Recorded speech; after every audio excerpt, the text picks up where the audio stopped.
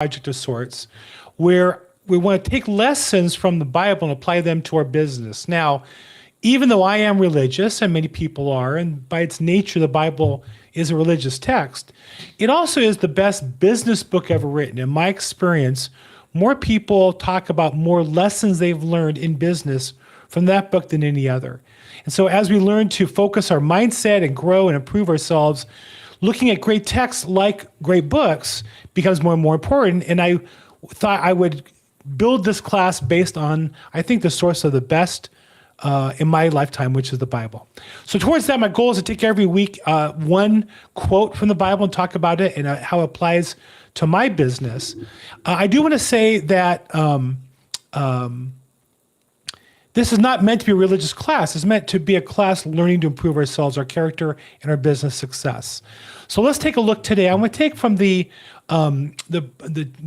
weekly portion. Religious Jews read one portion of the Bible every week. And in the second book of Exodus, in Hebrew Shmos, last week we read Parshas Mishpatim, which is a collection of laws. And so in Exodus, or Shmos, chapter 23, line 8, and there's a great source for, I think, finding these texts that's free, that's online, is Chabad.org, particularly for the Old Testament. So you are in Exodus chapter 23, or Shmos, in line 8. You shall not accept a bribe. Let me make that a little bigger and easier to read. You shall not accept a bribe, for a bribe will blind the clear-sighted and corrupt words that are right. So I think this applies in a lot of ways to business. I'm in real estate. One of the classic cases is real estate agents who, try to double end every transaction. They list a property for sale, and then rather than focus on serving the customer, getting the best price, they will try to get the buyer to also work with them to make both sides of the commission. Now, sometimes the buyer comes to you when you're the listing agent. Sometimes it serves your seller's best interest to represent the buyer as well. In those cases, there's certainly nothing wrong with having both sides. But we don't want to use the listing to get the buyer, and more importantly, we don't want to sell our sellers short by accepting a buyer and giving them some extra information. We want to make sure that we get the best result for our customer. There's many cases where this blinds our sight. There are companies that sell products like coaching companies.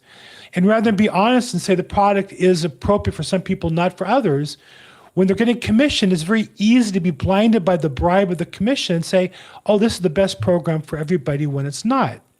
So it's really important that we in business structure our business to keep us from temptation, and at the same time, be able to give good value to our customers. We can help them achieve their goals, because ultimately that's what our job is to help our customers get better results. So it's challenging at times. It's challenging when we're getting paid to not let that payment get in the way. It's more challenging to pass on opportunities we think are in front of us, but really aren't opportunities, but probably distractions in the long run. In my experience, there's no shortcut to success. If it seems like it's easy money, it probably is the wrong thing. And the easier path almost always is doing the right thing day after day after day. So we want to make sure that we don't accept bribes. A bribe could be something as well as an incentive.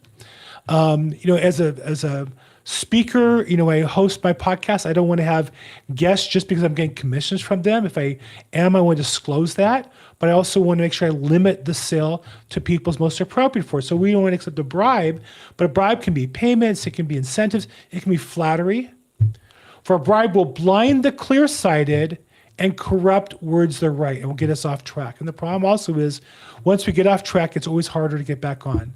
So that's our lesson for today from the book of Exodus in Hebrew Shmos, chapter 23, line 8. Hope it was helpful to you. Love to have you join me. Love to have you put comments below, whether you're watching this on YouTube or Facebook. Please share your comments, and let's do this together. We do this every Monday at 5 p.m. I pre-recorded today because it's a holiday, but we'll be back next week on Monday at 5 p.m. Pacific, 8 p.m. Central, 8 p.m. Eastern. Love to have you join us. Thanks so much.